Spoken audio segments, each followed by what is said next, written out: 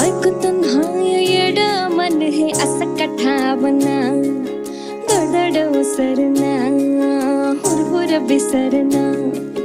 त्यात खुळ एका जागी कुठच ठरना, जागत राहत एकटकात सपन बघत हे,